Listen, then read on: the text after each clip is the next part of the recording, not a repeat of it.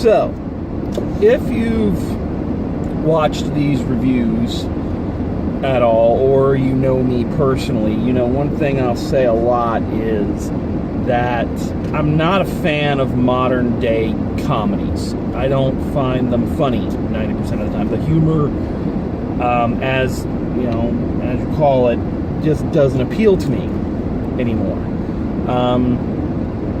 That's not to say I've never laughed at a movie. It's not to say I haven't enjoyed, comedies here and there. But, of all the genres out there, I think comedies are the one that have kind of fallen the furthest. You don't see humor that's subtle. You don't see humor, at least, and this is my opinion, of course, that, takes any time. It's all gross out humor or sex jokes. That's a terrible reflection there. And it's not to say there's not a place for those. I like a good Mel Brooks movie as much as the next guy. It's just to say that it feels like so much of modern comedies are in that wheelhouse. I don't find a lot of modern comedians funny. Alright? So, I'm trying to put that in context, because when I tell you how much I liked this movie,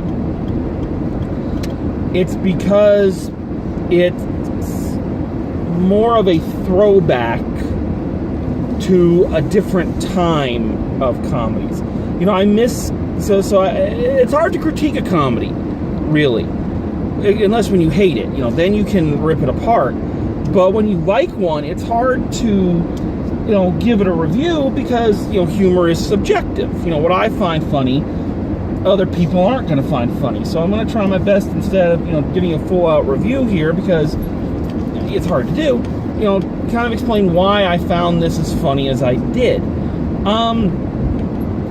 And that starts with understanding that what I feel is like the high watermark of comedies. I'm not talking about things like, Abbott and Costello movies, and I mean like just, what we would consider just a comedy genre are things like Airplane, the Naked Gun films, the Hot Shot movies, things like that. Parody to a certain extent, but parody done really, really clever and really, really well. Parodies, especially these days, have fallen really far, because all they do, again, a lot of gross out humor and really bad at the low-hanging fruit. Oh, isn't that stupid? Or isn't the fact, James Bond still drives an Aston Martin really, not economical and all that. They just swipe at the low-hanging fruit, and they really don't make any jokes. So then you have a film like this one, or the ones that I mentioned, where there are actually jokes.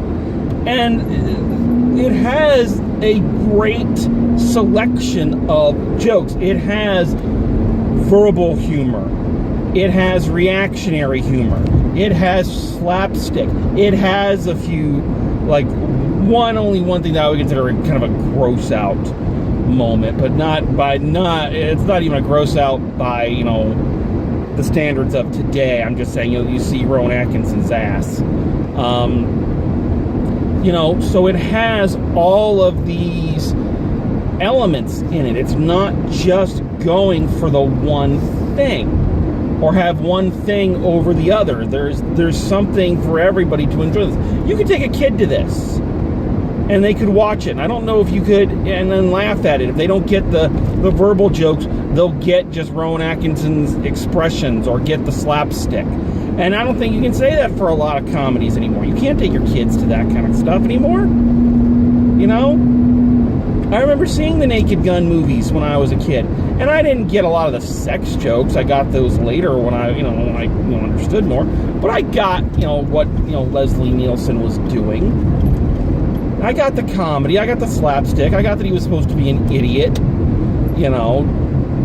just kind of by the way he reacted, and everybody reacted to him. And I think that's something else this film really has going for it, is it has a true and sadly maybe one of the last real comic geniuses as its lead. I mean, Rowan Atkinson is a comedy genius, and he is one of those comedians and one of those actors that can be funny just doing anything. You know, he's got the eloquence to be verbally hilarious. If you watch, you know, my favorite Rowan Atkinson project is The Black Adder.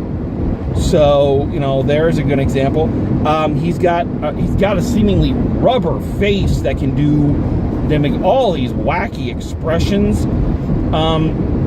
He's got the stones to do incredible physical comedy. I will never forget, you know, at the London Olympics, the piano bit he did for like, 3 or 4 minutes, didn't say a word. I mean, in fact, one of his most famous characters, Mr. Bean, is a mute, and it's all, or pretty much a mute, and it's all physical humor, you know?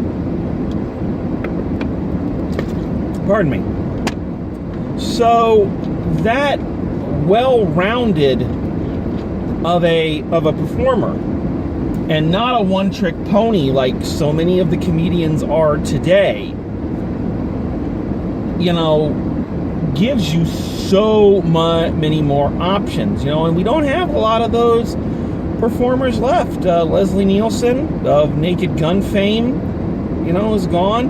Lloyd Bridges, though he came to it later with, you know, like the Hot Shot films and everything, you know, as another guy like that. And I think the key is, and this is something, you know, you kind of know when you direct comedies, they always say it, I think the key is that Rowan Atkinson approaches every role, and especially a movie like this one where he's playing a secret agent, with absolute seriousness. The character is absolutely serious.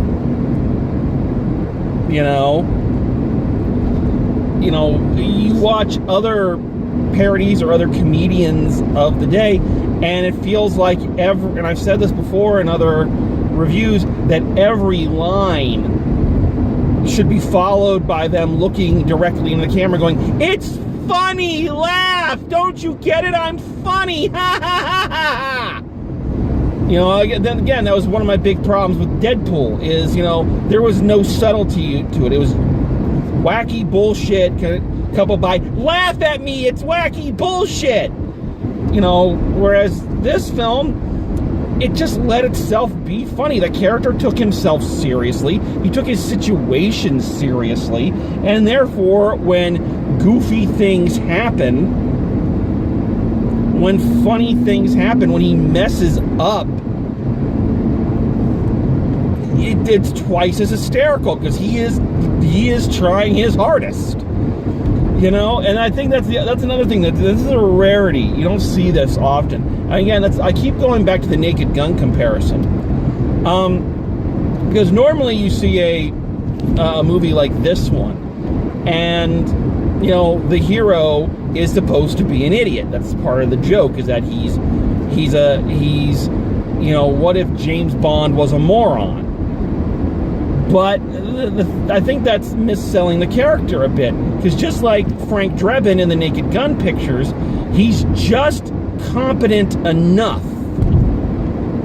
You know, he knows what he's doing just enough that you could see how he could get overconfident with himself and mess up. Or you can see how, you know, he's always looking, kind of missing the forest for the trees. He's always looking for this, or this, but he misses the obvious thing right in front of him. And again, that's what makes it funny. The character is just competent enough that when something screwy happens and they're thrown off their kilter, it's hysterical. You know? And yeah, was this a comic masterpiece? I don't know. I don't think so. I've never seen the other two Johnny English films before this one. I'm telling you right now, I'm ordering them as soon as I get paid, because now I want to see them. So, was this a comic masterpiece? No, but it was damn funny. It was enjoyable, and I definitely think I'm going to be picking it up when it comes out so I can watch it again and laugh again. And I haven't been able to say that about a comedy in a long time. Oh. And it felt good to actually feel like I wasn't being, talked down to. I talked a minute ago about, parodies these days, or when they used to do a lot of them, scary movie, teen movie, superhero movie. And I liked some of those. I thought some of those had some funny jokes in them, but they're lazy. They go for the low-hanging fruit, and this one could very easily... I felt that way kind of about the Austin Powers movies. Like, I could tell the punchline to most of the jokes in Austin Powers, 5 minutes before they were even set up. It's like, okay, that's going to happen. And it did, And you could do that in certain places here, but the difference is that Rowan Atkinson played it with such subtlety and such, such class that even though you knew what was going to happen, it was still hysterical just by the way he sold it. And also, so you're going into this and you're going to see a parody of James Bond movies, and the character's kind of a Bond, spoof. But they don't just go, and again, I haven't seen the other two, so maybe they did this in the other two films, but they never go right for the low-hanging fruit of, oh, he has sex with all the women, or oh, he gets all the women he wants, or he escapes from any situation with, dumb. It doesn't hit all the, the stuff that's been parodied and made fun of about a Bond movie, 150 times by now. It uses those things, the cliches and the tropes of a spy movie, a Bond movie particularly, the gadgets, the car chase, as framing devices for their own jokes. They're not just making fun of a Bond movie. They're just saying, this is the framing device. We're going to, like a great example, there's a scene in here, he has the car chase scene, and he's driving an old, I want to say an Aston Martin, but it's not.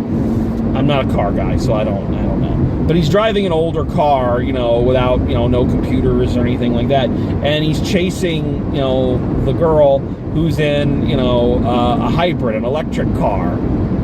And it can, the hybrid can make the curves really well, on the straightaway. And he's like, freaking out, his runs out of gas before hers, so little things like that, using it as a framing device and not just going, because not only does that get boring, the hitting of the low-hanging fruit, but it makes you feel like the filmmakers are saying, you are stupid for liking this. You are stupid if you thought this was good, or you were stupid if you've ever enjoyed one of these. And a good parody, again, like the Naked Gun movies, like the Hot Shot movies, like Airplane, like a lot of Mel Brooks movies, never says you are stupid if you liked this. It's saying we all love this, but we all notice those little things. So what if James Bond went to have a drink with a lady and, the little flowery umbrella in the drink got stuck in his nose? What if, he gives a fake name, to the villain and then can't remember the name he used because he picked something so, so bizarre? It doesn't make you feel like you're an idiot for liking a Bond movie or liking spy movies. It makes you feel like you are sharing in the joke that other fans of those genres have enjoyed. So yeah, I haven't talked about the movie much, but again, it's hard to review a comedy. All I can tell you, and the best, compliment I can give a comedy is it made me laugh, and it made me laugh a lot. And, it was just fun. And I haven't been able to say that about a pure comedy in quite some time. So I am really thrilled with that. So if you've never seen the Johnny English films like I had, this is, you don't have to know anything about them to enjoy it. And if you just enjoy some of those older comedy films that I mentioned, then I think you're going to enjoy this. So go check it out. So final grade for Johnny English. I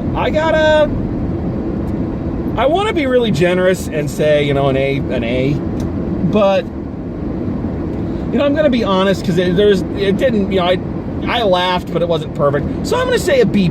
I really enjoyed it. And again, the best comedy I've seen in a long time. So, boy, I'm glad I chose this one of the two that came out this week. And I was like, this one or Hunter Killer? Johnny English. So I'm really happy I selected this one. So that's kind of all for this edition. We got a lot of stuff coming up, folks. Couple weeks when we're on Thanksgiving, there's like 5 things coming out that I need to check out. We're getting into that season where it's gonna be crazy. I'm trying to bring out the good movies in the last couple months so that this year isn't a complete stinker. Trying to figure out my top 10 and bottom 10 this year is gonna be interesting. Anyway, so thanks for watching. Hope you enjoyed it, and as always, drive safe, and I will see you at the movies.